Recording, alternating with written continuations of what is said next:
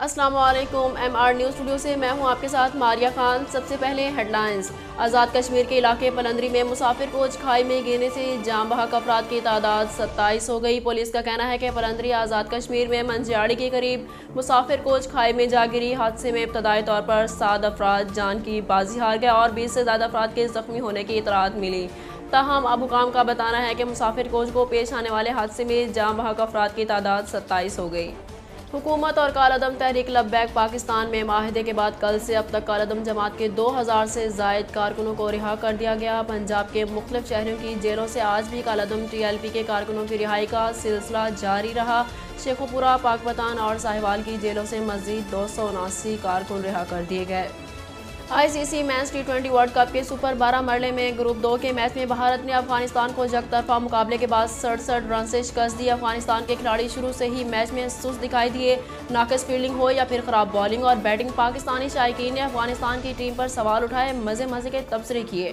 World ٹی20 کے super 12 مرحلے کے اہم میچ میں نیوزی لینڈ نے اسکاٹ لینڈ کو شکست دے کر تیسری پوزیشن مستحکم کر لی، جبکہ بھارت نے افغانستان کو بڑے مارجن سے شکست دے کر اپنا رن ریٹ بہتر کر لیا۔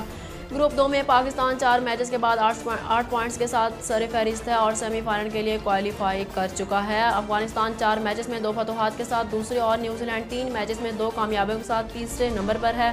دونوں ٹیموں کے درمیان رن ریٹ کا فرق ہے۔ لاہور میں فضائی آلودگی میں خطرناک حد تک اضافہ ہو گیا۔ فضائی آلودگی میں اضافے کے باعث آج صبح لاہور ایئر کوالٹی انڈیکس میں پہلے نمبر پر رہا اور اس نے صبح 8 بجے نئی دلی کو بھی پیچھے چھوڑ دیا۔ ایئر کوالٹی انڈیکس کے مطابق پاکستان میں ایئر کوالٹی 271 پارٹس پر ملین ریکارڈ کی۔ پی آئی اے اور دیگر پاکستانی ایئر لائنز نے اپنے کرایوں میں اضافہ کر دیا۔ قومی ایئر لائن پی آئی اے سمیت دیگر ایئر لائنز نے لاہور سے Dubai, Sharjah, Doha, Istanbul, London کے کرائے 2 سے 3 گنا بڑھا دیے۔ ٹریول ایجنٹس کے مطابق دبئی ایکسپو ٹی20 ورلڈ کپ کے باعث یو اے ای کے مسافروں کی تعداد میں اضافہ ہو گیا۔ اس صورت میں یو اے ای کے لیے 15 نومبر تک کی ٹکٹیں فروخت ہو چکی ہیں۔